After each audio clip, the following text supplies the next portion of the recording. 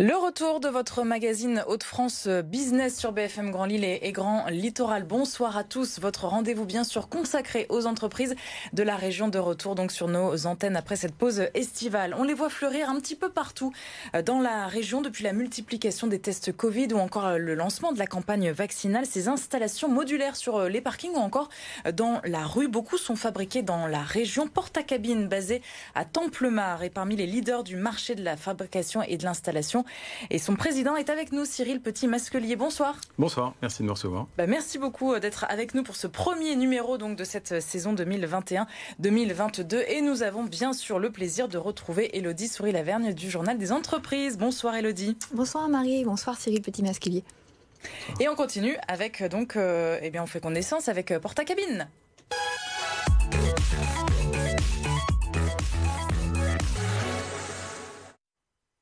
Cette crise sanitaire que j'évoquais en introduction, est-ce qu'elle a réorienté, si on peut dire, votre cœur de métier ?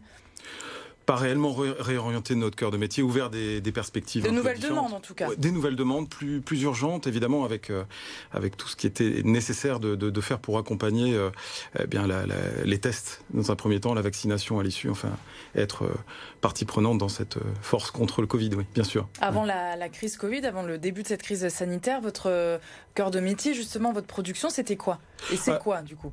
En fait, les entreprises qui ont un projet pour domicilier leurs équipes dans le cadre d'une nouvelle initiative qu'elle crée, les installations scolaires, on équipe beaucoup d'écoles, et puis les hôpitaux, on va jusqu'aux salles d'opération, on est capable de balayer un spectre assez large, entreprises, santé, éducation. Dans l'industrie aussi, je suppose. Oui, alors, je parlais dans les entreprises de, bien sûr, l'industrie, oui. Alors c'est notre client premier, on a un grand nombre d'installations dans la région et puis en France globalement, oui. Est-ce que les bâtiments que vous posez, qui sont des bâtiments modulaires, sont des choses pérennes ? On a souvent un petit peu l'image, alors c'est peut-être un cliché du bâtiment modulaire un peu précaire peut-être, ou en tout cas pas très agréable à vivre. Est-ce que c'est encore le cas et est-ce que ce sont des choses qui durent dans le temps ? Alors, je pense que la construction modulaire a très fortement évolué.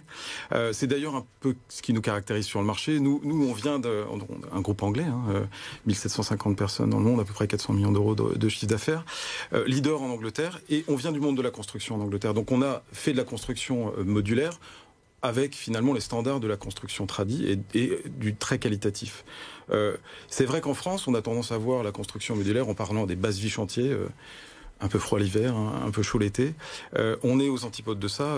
Notre clientèle est plutôt en recherche de qualité, d'espaces modulaires et d'une grande capacité à faire évoluer tous ces espaces, mais en domiciliant leurs équipes dans des conditions optimales de travail. Et ça prend combien de temps alors quand vous avez la demande d'un client jusqu'à l'installation chez lui du bâtiment modulaire ? Alors ça peut être super rapide. Moi je me souviens de problématiques qu'on a rencontrées pour accompagner des écoles où on avait finalement une cotation qui était envoyée sur un coup de fil le vendredi et où on a installé une salle de classe le lundi.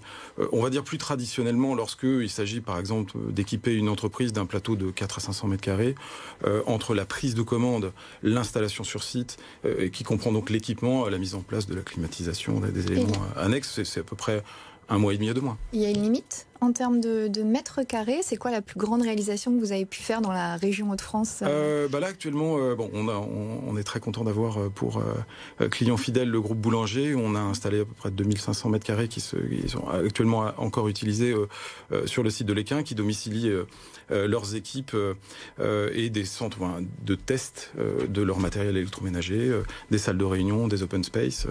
Donc c'est un très grand complexe de 2500 mètres carrés qu'on a posé en 4 jours, équipé en 1 mois et demi.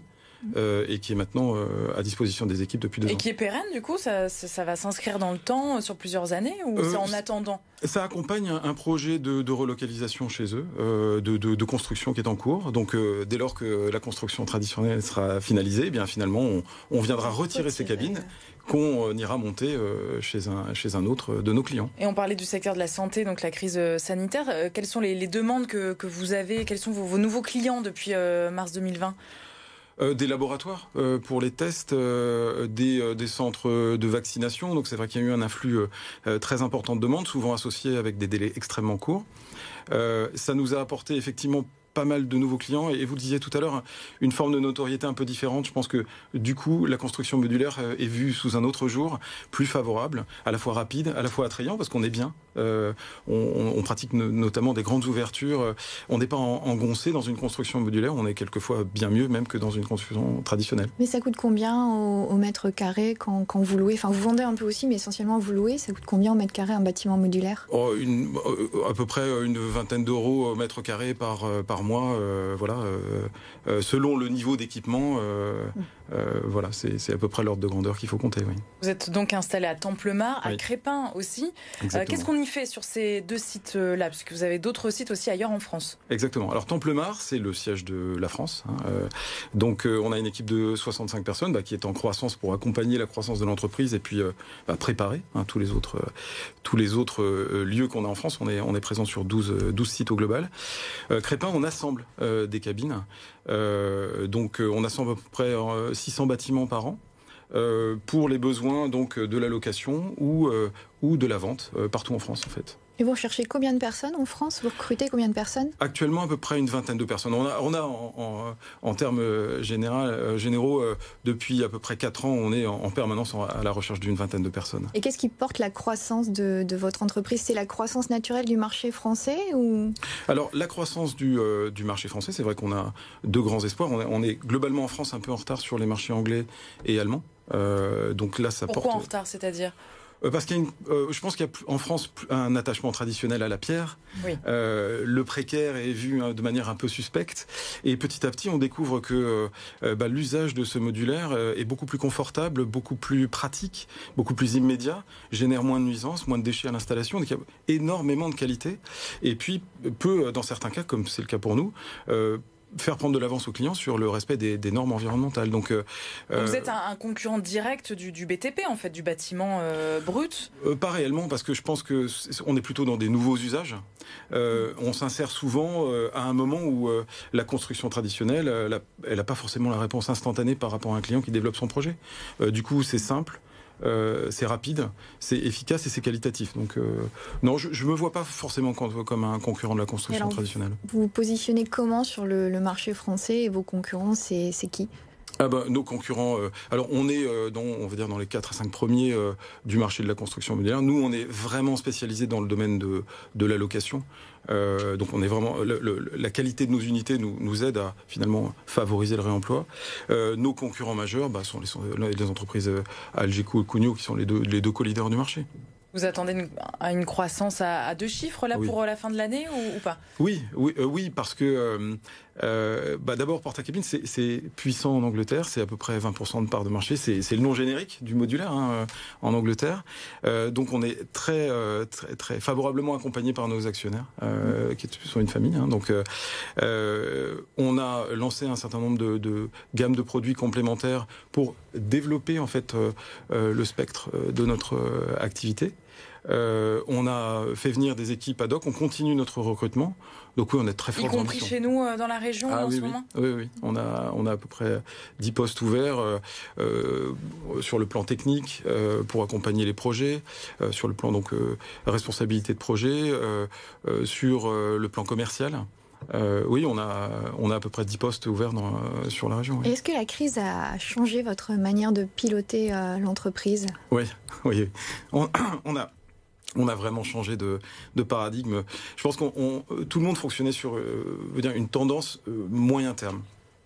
Là, moi, ce que je constate depuis le début de la crise, c'est que tous les 3 mois, on a finalement une nouvelle tendance qui se dessine. Les équipes commerciales doivent s'adapter.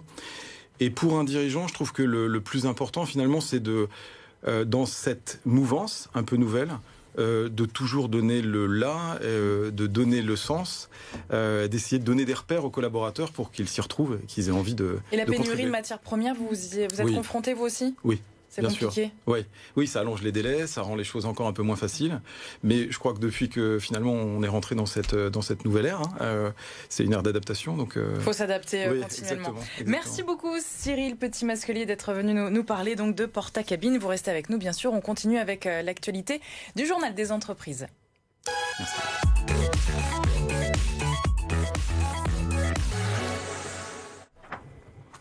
Et Elodie, cette semaine, on se penche sur les résultats d'Auchan.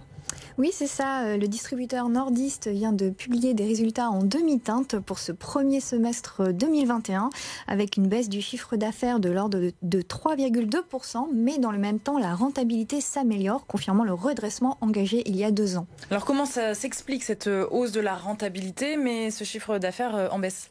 Alors la baisse du chiffre d'affaires traduit simplement la baisse des ventes qui est liée aux restrictions sanitaires en vigueur sur cette période.